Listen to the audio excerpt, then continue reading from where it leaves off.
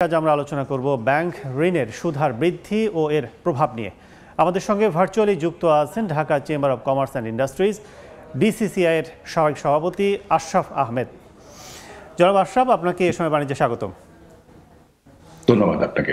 আমরা আলোচনা করব, তবে দেখে আসবে সংক্রান্ত একটি প্রতিবেদন। ব্যাংক ঋণের সুদহার বাড়ানোয় তীব্র আপত্তি জানাচ্ছেন ব্যবসায়ীরা। তাদের দাবি, এতে ব্যবসার খরচ বাড়ছে, যা মূলত বহন করতে হচ্ছে ক্রেতা কিংবা ভোক্তাকেই। অন্যদিকে প্রতিযোগিতা সক্ষমতা হারিয়ে রপ্তানি কমার শঙ্কাও দেখছেন তারা। অবশ্য ভিন্ন মত পোষণ করে ব্যাংকাররা বলছেন, মূল্যস্ফীতি নিয়ন্ত্রণের স্বার্থে বাড়তি সুদ আপাতত মেনে নিতে হবে। সাইফুল ইসলামের রিপোর্ট। ব্যবসার খরচ কমানোর দোহাই দিয়ে তৎকালীন সরকারের সম্মতিতে কেন্দ্রীয় ব্যাংককে চাপে ফেলে ২০২০ সালের এপ্রিলে ব্যাংক ঋণে ৯/৬ সুদ বেঁধে দেওয়ার ব্যবস্থা করেছিল ব্যবসায়ীরা। ২০২৩ সালের জুলাই মাসে এই সীমা তুলে দিলেও সুদহার বাজার ভিত্তিক করেনি বাংলাদেশ ব্যাংক। অন্তর্বর্তী সরকার দায়িত্ব নিয়ে সুদ বাড়িয়ে মূল্যস্ফীতি নিয়ন্ত্রণ করতে চাইছে। ফলে নীতি সুদহার কয়েক দফা বাড়িয়ে করা হয়েছে ১০%। এতে ব্যাংক ঋণের সুদহার এখন ১৩.৫৫% উঠে গেছে, যদিও এই হার কম বেশি ১৫% বলে জানাচ্ছেন ঋণ গ্রহীতারা। উচ্চ সুদহার ব্যবসার খরচ বাড়ানোর পাশাপাশি রপ্তানি আয়কেও বাধাগ্রস্ত করবে বলে শঙ্কা প্রকাশ করছেন ব্যবসায়ীরা। বাংলাদেশের মানুষ খুব আরামে আছে, জিনিসপত্রের দাম বৃদ্ধি করে দেওয়ার মতো। ব্যাংক ইন্টারেস্ট বলে মুদ্রাস্ফীতি বাড়ে, মুদ্রাস্ফীতি বাড়লে সবচেয়ে ক্ষতিগ্রস্ত হইল নিম্ন আয়ের লোকেরা। ব্যবসাতে কোনো লাভের, আর আমরা যারা নাকি রপ্তানি বাণিজ্যের সাথে জড়িত, আমরা তো সবচেয়ে বিপদে পড়ি। কারণ আমার কম্পিটিটিভ যে দেশ আছে, সে 5%-এ তার রপ্তানিমুখী শিল্পের জন্য সে ফান্ড দিচ্ছে, আমি 14%-এ নিচ্ছি। আমি তো আমার কম্পিটিটিভনেস হারাচ্ছি, আমি তো প্রতিযোগিতায় টিকতে পারতেছি না। তবে এমন শঙ্কার সঙ্গে একমত হতে পারছেন না ব্যাংকাররা। তাদের অভিযোগ, সুদহার বৃদ্ধির কারণে খরচ কত বাড়ছে তা কখনো খোলাসা করেন না ব্যবসায়ীরা। তাদের টোটাল ব্যবসায়ের যে কস্ট, সেখানে সুদের হারের কত শতাংশ, কী অংশ সুদের খরচ যায়, আর অনেকগুলো খরচ আছে। সেই সব খরচের সেই সব খরচ তারা বহন করছেন। কিন্তু যখন সুদের হারের কথা আসে, তখন তাদের কাছে তারা বলে যে না, আমাদের খরচ বেড়ে যাচ্ছে, বাকি খরচ কিন্তু একটু কমেনি। সুতরাং এটা যে ব্যবসার মারাত্মক ক্ষতি করছে, এটা আমি মনে করছি না। ক্ষতি হচ্ছে ঠিক আছে, কিন্তু কথা হচ্ছে আমার ইনফ্লেশন কন্ট্রোলের স্বার্থে এটা আমাদের আপাতত মেনে নিতে হবে। দীর্ঘমেয়াদে উচ্চ সুদহার ঋণের চাহিদা কমিয়ে ব্যাংকগুলোর মুনাফার টান দিতে পারে। অন্যদিকে সুদহার না বাড়িয়ে মূল্যস্ফীতি নিয়ন্ত্রণে বাজার সিন্ডিকেট ভাঙার পরামর্শ দিচ্ছেন ব্যবসায়ীরা। সাইফুল ইসলাম, সময় সংবাদ, ঢাকা। আমরা রিপোর্টটি দেখলাম। আলোচনা যাচ্ছে ডিসিসিআই সাবেক সভাপতি আশরাফ আহমেদের কাছে। জনাব আশরাফ, আমরা রিপোর্টটি দেখলাম। একটু শুরুতেই জানতে চাই যে এই যে ৯/৬ চলছে, একদিকে বলা হচ্ছে যে ব্যাংকের সুদহার যেহেতু বাড়ছে, আবার অন্যদিকে ব্যবসায়ীরা বলছেন যে টানাপোড়েন চলছে তাদের, যেহেতু সুদহার বৃদ্ধির কারণে তাদের ব্যবসায়িকভাবে তাদের খরচটা বেড়ে যায়। সব মিলে আসলে প্রেক্ষাপট কী হওয়া দরকার সব দিকে বান্ধব হওয়ার জন্য? দেখুন, ধন্যবাদ আপনাকে। দেখুন, একটা জিনিস এটা বলতেই হবে যে সুদহার যখন বাড়ে তার দুটো এফেক্ট আছে। এক হচ্ছে ডাইরেক্ট খরচ বাড়ে আমাদের, সেকেন্ড হচ্ছে তারল্য প্রবাহ কমে যায়, ঋণের প্রবাহ কমে যায়। এটা হচ্ছে সুদহার বাড়লে এই দুটো এফেক্ট হবেই। আমরা কিন্তু ব্যবসায়ীরা এই মুহূর্তে এই দুটো চাপের মুখেই আছি। আমাদের একদিকে যেমন খরচ বেড়ে যাচ্ছে, অনেক ব্যবসায়ী আনসাস্টেনেবল হয়ে পড়ছে। সেকেন্ড হচ্ছে যে আমাদের প্রয়োজন যে পরিমাণ চলতি ঋণের যে পরিমাণ প্রয়োজন, সেটা পাওয়া যাচ্ছে না। যতটুকু গ্রোথ হওয়া দরকার ছিল সেটা হচ্ছে না। এর ফলে যেটা হচ্ছে, দেখুন, আমরা সুদের হার বাড়ানোর চেষ্টা করছি খাদ্য মূল্যস্ফীতি কমানোর জন্য, কিন্তু সুদের হার বাড়লে আমাদের আসলে খাদ্য মূল্যস্ফীতি কমে না, আমাদের কমে নন খাদ্য মূল্যস্ফীতি, যেটা যে আপনার অন্যান্য যে খাদ্যপণ্য ছাড়া অন্যান্য যে জিনিসপত্রের দাম, সেই মূল্যস্ফীতিটা কমে। ওই মূল্যস্ফীতির পোর্শনটা কিন্তু এখনো 9.5-10-এর লেভেলে আছে এবং 10%-এর নিচে আছে। আমাদের মূল সমস্যা কিন্তু খাদ্যপণ্যের ইনফ্লেশন, এবং যখন আপনার ইন্টারেস্ট রেট বাড়ছে এবং চলতি ঋণের সরবরাহ কমছে, যে আমরা কিন্তু এটা স্পষ্ট দেখতে পাচ্ছি যে খাদ্যপণ্যের সরবরাহ দাম বেড়ে যাচ্ছে, সরবরাহ কস্ট বেড়ে, সাপ্লাই কস্ট বেড়ে যাচ্ছে। আবার একই সাথে যেহেতু চলতি ঋণের প্রবাহ কমে যাচ্ছে, আমদানির পরিমাণও কমে যাচ্ছে, কিংবা আমদানি সক্ষমতাও কমে যাচ্ছে। এটা হচ্ছে মূল দাগে আমাদের কারেন্ট সিনারিও, যেই কারণে আমরা দেখছি যে ইন্টারেস্ট রেট বাড়ার ফলে ব্যবসা বাণিজ্যের উপর একটা বড় ধরনের চাপ তৈরি হচ্ছে ঠিকই, কিন্তু সেই অনুসারে মূল্যস্ফীতি কমছে না। মানে যেই মূল্যস্ফীতি আমরা কমাতে চাই সেই মূল্যস্ফীতিটা কমছে না। যেটা কমছে সেটা হচ্ছে আপনার নন ফুড ডিমান্ড, এবং ফুড ডিমান্ড কিন্তু আপনার ইন্টারেস্ট রেট বাড়িয়ে আপনি কমাতে পারবেন না।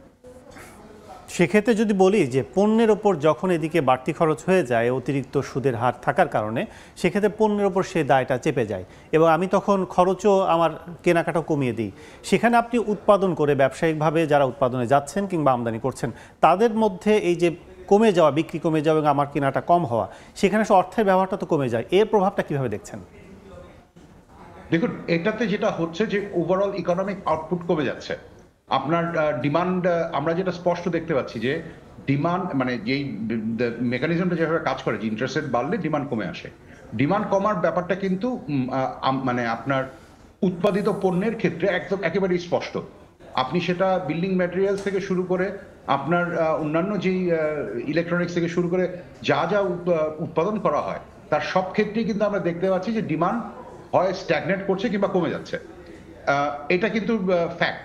কিন্তু আমাদের বারবার যে জিনিসটা আমরা বলার চেষ্টা করছি, দেখুন আমাদের জন্য সবচেয়ে বড় সমস্যার জায়গা হচ্ছে ফুড ইনফ্লেশন। ফুড ইনফ্লেশন কিন্তু আপনার ইন্টারেস্ট রেটে স্ট্রাকচার দিয়ে কমানো যাচ্ছে না, এটা ডিমান্ডও কমে না, এটার বরং উল্টো দিকে এটা সাপ্লাই কস্ট বাড়ে, সাপ্লাই রেস্ট্রিকশন তৈরি হয়। ফলে যেটা হচ্ছে আপনি সুদের বার হারিয়ে যে চাপটা তৈরি করছেন সেটা কিন্তু আপনি যে সুফলটা চাচ্ছেন সেই সুফলটা আপনাকে দেবে না। সেক্ষেত্রে আপনি কি পদক্ষেপ নেওয়া মনে করছেন, যে কি পদক্ষেপ নিলে এটির প্রভাবটা অনেকটা কমে আসবে? দেখুন, খাদ্যপণ্যের তো আসলে ডিমান্ড কমিয়ে ইনফ্লেশন কন্ট্রোল করার চেষ্টাটা কোনোভাবেই কার্যকর হবে না। বরঞ্চ আপনি যদি চান সেক্ষেত্রে আপনাকে সরবরাহ মূল্য কমাতে হবে। এক্ষেত্রে একটা রাইট স্টেপ ছিল আমাদের কমিয়ে দেওয়া, ডিউটি এবং কাস্টমস ভ্যাট যেটা ছিল কিছু খাদ্যপণ্যের উপরে সেটা কমিয়ে দেওয়া, সেটা সরকার করেছে। সেকেন্ড স্টেপে যে ইস্যুটা দরকার ছিল সেটা হচ্ছে যে আপনার আমাদের যে ক্রেডিট লাইন যেগুলো আমদানি করার জন্য যেই ব্যাংকিং ঋণের যে সরবরাহটা থাকে সেটা বাড়ানো। সেটার ব্যাপারে খুব বড় যে কিছু হয়েছে তা না, কিছুটা ইমপ্রুভমেন্ট হয়েছে। থার্ড যে লেয়ারটা আসলে দরকার এবং রিয়েল আন্ডারলাইন কারণ কিন্তু এটা, দেখুন আমাদের খাদ্যপণ্যের দাম যেগুলো ইম্পোর্টেড খাদ্যপণ্য তার দাম বাড়ার একটা প্রাইমারি কারণ হচ্ছে ডলারের দাম বেড়ে যাওয়া। বিকজ এগুলো তো ইন্টারন্যাশনাল মার্কেটে আমাদেরকে ডলার দিয়ে কিনতে হবে। এখন ডলারের দাম বাড়লে আমাদের দেশেও এটার দাম বাড়তে বাধ্য। এই জিনিসটাতে এই ব্যাপারে এবং সেটা করতে গেলে কিন্তু আমাদের যে আন্ডারলাইন ইস্যু যেটা আছে যে আমাদের যে ব্যালেন্স অফ পেমেন্টের উপরে কিংবা ডলার সরবরাহ সংকটে যে ব্যাপারটা আমরা বলি সবসময়, সেই জিনিসটাকে কিন্তু ম্যানেজ করাটা ছাড়া কোনো অপশন নেই। এই কাজটা কিন্তু আমরা সুদের হার বাড়িয়ে কমিয়ে করতে পারবো না। তার কারণটা হচ্ছে আমরা কিন্তু ক্যাপিটাল মার্কেট অ্যাকাউন্টে কনভার্টেবল না। ফলে যেটা হয় যে সুদের হার বাড়ালে ডলার ইনফ্লো হবে, সুদের হার কমলে ডলার আউটফ্লো হবে, ব্যাপারটা কিন্তু তা না। সেই মেকানিজমগুলো কিন্তু আমাদের জন্য অ্যাবসেন্ট। আমাদের জন্য আসলে যদি আপনি রপ্তানি না বাড়াতে পারেন তাহলে কিন্তু আপনার টাকার মূল্যমান ধরে রাখাটা সম্ভব হবে না। এই পার্টিকুলার কাজটাই কিন্তু আমাদের জন্য সবচেয়ে বড় চ্যালেঞ্জ, এবং আমরা আনফর্চুনেটলি এইখানে যে খুব বড় ধরনের কিছু একটা প্রচেষ্টা দেখছি তা কিন্তু না। এক্সপোর্ট বাড়াতে গেলে আপনাকে খুব সিম্পলি আপনাকে ল অ্যান্ড অর্ডার সিনারিও ভালো রাখতে হবে, আপনাকে বিজনেস এনভায়রনমেন্ট ভালো রাখতে হবে, আপনাকে লজিস্টিক্স কস্ট কমিয়ে রাখতে হবে, এফিশিয়েন্ট রাখতে হবে।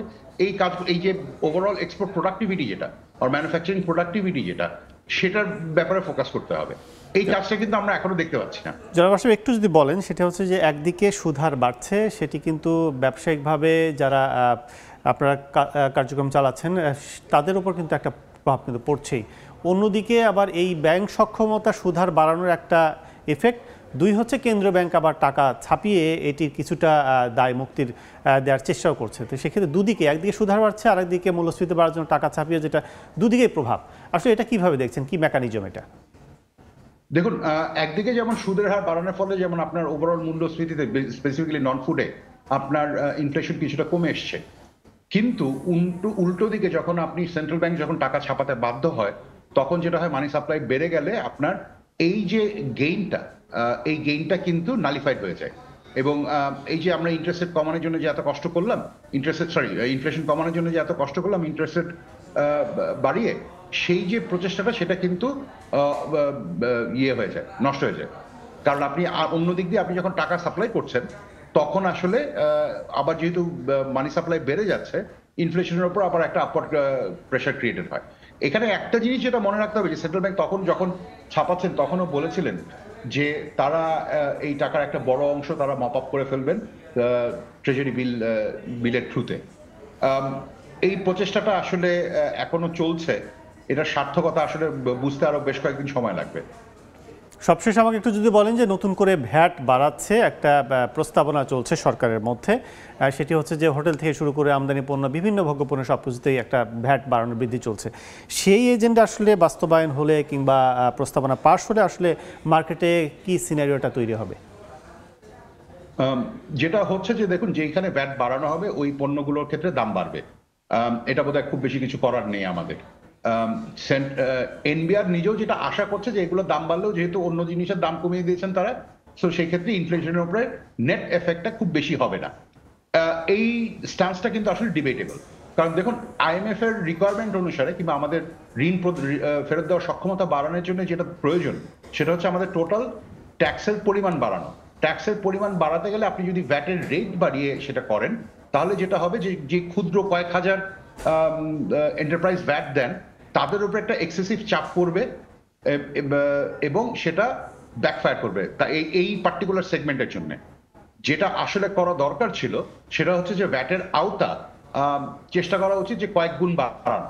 মানে এখন যেটা দেখা যায় যে মাত্র কয়েক 30-40 হাজার বেশি লোক আসলে করদাতা আসলে ভ্যাট দেন না, সেটাকে যদি 80,000 কিংবা 1 লক্ষ করা যায় অন্তত, সেটাই should have been the right approach.